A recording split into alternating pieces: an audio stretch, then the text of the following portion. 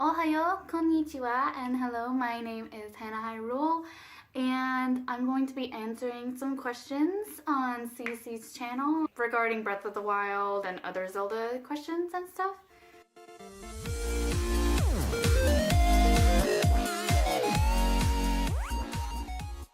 First one was, what is my favorite Zelda dungeon and why? And the first three that come to mind that I can't really decide on is either the Forest Temple. Ruta from Breath of the Wild was actually really fun, and say that I'm crazy, but I really like the Water Temple, but I feel like that the Forest Temple was probably my favorite. It was just the way that everything was set up and everything that the way that it looked aesthetically was really cool.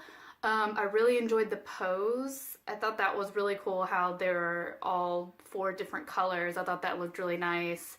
And then I like the enemies in the Forest Temple, and also that's where you get the bow, and that's my favorite weapon in any Zelda game, in any MMO, in any game, period. The bow and arrow is my favorite. But mostly it was just how everything was laid out, and the puzzles I thought were really cool, and the wall masters I really thought were cool. There's one part where you shoot the eyeball in the hallway and then it kind of twists the hallway. Really quickly, I'm going to say I really like the Water Temple because of Shadow Link. He's really complicated and hard, like a complex fight, but I thought that was really cool how they did that. Basically you just have to stay on the island and smack at him a few times. And that's probably my top 3 favorite temples. This question is from Hyrule Gamer. For the next home console Zelda game, would you like it to be open world again or back to a traditional Zelda game? I'd like an open world again. Excuse me. I love the open world. I love open world games. I mean, ever since I was little, I liked the idea of adventure. I mean, to be honest, that's one of the things that really caught my attention with Zelda in the first place. Like I told you guys before, Ocarina of Time is my first game. I was, a little girl, Nintendo 64, blah blah, and I've played other games at that age, but nothing caught my attention like running around Hyrule and just doing whatever the heck I wanted. Because I'll admit there were times that I didn't care about the storyline and I wanted to do all the mini games. I wanted to catch all the cuckoos and put all the cuckoos in the pen and get my milk, And even with Breath of the Wild, I have actually avoided finishing it. I found all the memories. I've done so many side things except the main quest, and it's not because I don't care about the main quest, it's more like I don't want to finish the game. I'm avoiding finishing it because what am I going to do with my life after that? No, I'm just kidding, I have a life, but I don't want to finish it. I'm having so much fun with it. But yeah, there's that. So the idea of an open world has always caught my attention. To be honest, I'm surprised I haven't even played Skyrim. I was playing Witcher 3, and every time I stream it, every time I put it on YouTube, people always ask me or mention Skyrim, and I'm just like, I haven't played Skyrim, don't kill me. But I plan to try it. And yeah, I love open world. I love Witcher, I love Dragon Age, I love all the games where I can run around and go do my thing, go over there. And then if I don't want to be there, I can go over there. And I remember, I think it was Miyamoto, or no, Onuma. One of them, before Breath of the Wild even came out, said if you see a mountain in the distance, climb it. You can go to it. You can climb it as long as you have all the stamina you need to climb it. I freaking love that. I've taken the long way to so many destinations just because I'm like, oh my god, I can climb this, and then oh my god, I can go around this, and oh my god, I can go over there. I mean, I don't know. I love it. I'm ready. I want the next one to be another open world. I would love that very much. Next question is, what is my favorite Zelda mask and why? Actually, I also have 2. I also have multiple answers for this one. The first one I'd probably say is the Bremen the bird one, because I thought that was really cool how you could put it on and then parade little animals around. And also you can grow up the chick cuckoos really instantly. This is aside from any transformation mask. I'm not really regarding transformation masks because, of course, Fierce Deity is the coolest transformation mask. The other one that I have that I really like is actually the Mask of Truth. I really thought it was cool how you could like talk to the gossip stones, because in Ocarina of Time they kind of just sit there and you don't really know what to do unless you find the Easter eggs where you can like explode them and they'll shoot off into space, and if you hit them they'll tell you what time it is. You put on the Mask of Truth and you could talk to them and they'll tell you stuff about people. I thought that was really cool how the stones that didn't seem like they don't have any purpose in the game actually have a little bit of a purpose in the game. This question is from G Art. Okay, my question is, what is your favorite architecture in the game, and what do you think of the story implemented in Breath of the Wild? And these headphones are so cute. Oh, in my previous video, thank you. I got those headphones for my birthday. They're not here, they're at my mom's house, but yeah. Okay, architecture. I know a lot of people were actually disappointed with Zora's Domain, but I love it. I really, really loved Zora's Domain. I thought it was beautiful. Not just the structure of it, but the detail on it, the way it was designed. Like some parts had sharp edges. I mean, you could just tell like the detail that was put into that and how it was meant to look like. I mean, and the giant fish with the tail in the sky, in the air. You know, I went up on the mountain when you had to go to the Lionel, and I looked down at Zora's Domain, and there was like a fish with his mouth here. Let's say this is Zora's Domain, the mouth is here, and the tail's like going all the way up, and I was like, wow, that's so cool. Like, oh my god. And honestly, it took me a while to get to Zora's Domain in the first place because that trail drove me nuts. Everyone was attacking, and those stupid Octo Rocks have such good aim in this game. It's crazy. I could be like far as heck and they'd still get hit. I'm like, what the heck? Where's that thing? I can't even see it. And well, the electric bats. What are they? It starts with a C. Clay something. The bats with the one eye. You know what I'm talking about. But anyways, when I was younger, again, back to Ocarina of Time. Everything goes back to Ocarina of Time for me. But when I played Ocarina of Time, I felt like traveling to Zora's Domain was such an adventure. I was like, oh my god, this is so cool, going through all of this and blah blah, and Octo Rocks attacking and this and that. And now that I look back at it, I'm like, yeah, it's cool. I mean, for its time, it was cool. But like when I played it on my DS, I was like, this isn't as like intense as I thought it was. You know, when I was younger, which is natural. But then I played Breath of the Wild and I was like, oh my god, this is exactly what I wanted Ocarina of Time to feel like, getting to Zora's Domain. Like, it feels exactly what I had imagined it to be when I was younger. So that really hit home for me.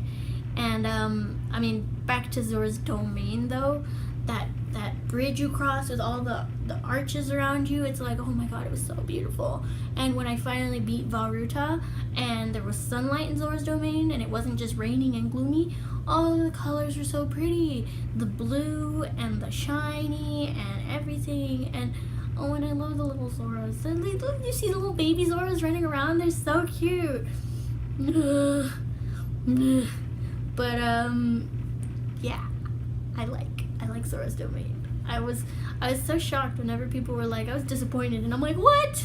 I mean, I guess it could be a little more extravagant, a little bit more like, I guess maybe it would have been cool to have more like, make it feel more like a town in a sense. I mean, because they have their own king, they have their guards and everything. Where do all these Zoras like sleep and live? And I know there's the inn, the Zora's Inn, and then that little area that looks like a bunch of bathtubs for them to relax.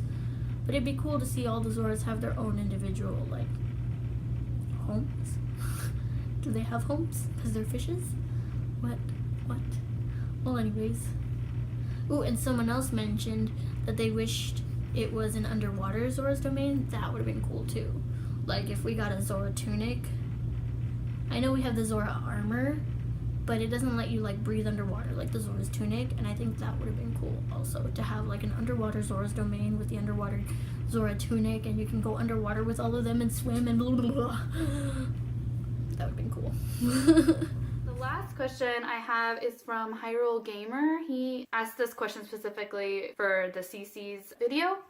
He asked, what is my favorite Zelda Breath of the Wild overworld boss and why, or what I think about them? It's kind of hard to explain different ones. Of course, I'm going to talk about the Guardians really quickly. I thought that was really cool how they incorporated the Guardians. At first, they kind of wreck your face, and you're kind of just like, well, what am I supposed to do? You have to hide, and then they target you with the laser, and you're just kind of like, I don't really know what to do. So after you get the Guardian arrows and you can actually beat them in one shot. I thought the Hinox, or the Hinox, the ogres, where you go to the island and you do the island trial.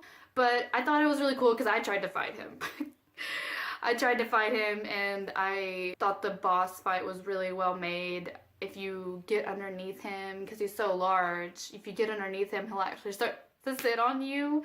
I thought that was funny, and of course, any Zelda game, you're gonna have to shoot him in the eye, and I thought that was really like kind of a callback to other Zelda games. It was kind of like, oh, you get to shoot him in the eye, you know? I kind of feel at home when they do callbacks of other previous Zelda games. I also thought that the Lionel bosses, like the Minotaur looking ones, I thought they were pretty cool because of how the first one starts, where you have to get the shock arrows.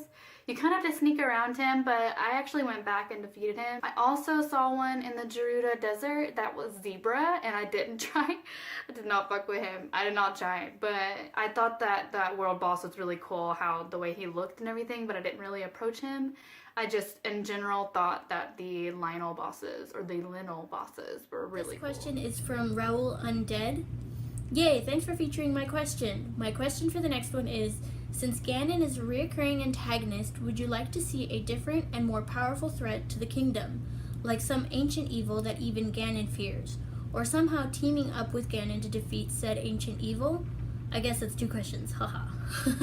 Okay, well, first of all, I want to say thank you for submitting a question to every episode of my Hyrule Inquiry so far. My answer to your question is, I know that Zelda for a lot of people can be kind of repetitive, like, okay, it's Ganondorf, okay, it's Zelda, okay, it's Link. But I mean, that's kind of what I love about it. I know like I said, I know it's repetitive. But I mean, if you put it together with the whole, oh, demise put not a threat, a curse, and so they would constantly come back and be resurrected, not resurrected, or reincarnated, that's the word I'm looking for. And I think it's really cool to see all the different forms of Ganon. I actually recently watched a video from someone, I don't remember who, but they like basically showed all the different types of Ganons we've seen so far. Like the evolution of like the first time we ever saw Ganon to the last time we ever saw Ganon, whether he was Ganondorf or Ganon the pig boar looking guy. And I like it. I like Ganon, and I don't want to team up with Ganon. Yeah, and something actually that just came to my mind was like how Ganon was once Ganondorf was once a Gerudo. I love how, like, if you guys have finished Breath of the Wild, hope you guys have gotten to this part, I hope this isn't a spoiler for anyone, when Urbosa's like, oh, I can't believe he was a Gerudo once, blah blah blah, so that's gonna make this even more like fulfilling to help defeat him. I thought that was kind of cool. So I like Ganon reoccurring. I wouldn't want to team up with him. I like where it is. I like the whole cycle of things, if you catch me. But yeah, that's my answer. Thank you all for watching Cece's channel. I hope you guys subscribe, and I hope you guys enjoy yourself here because she is awesome. And that's all I have for you today. Hope you enjoyed my questions, and I hope you guys enjoyed having HannahHyrule over.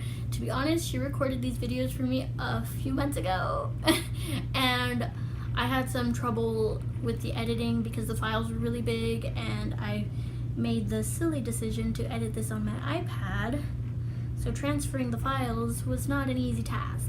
But my boyfriend got me an external hard drive, and that made my life so much easier. So, hope you guys enjoyed. Comment your questions down below, and I will have a new one up. And hopefully this next one will have Miss Click in it. And I will see you guys next time.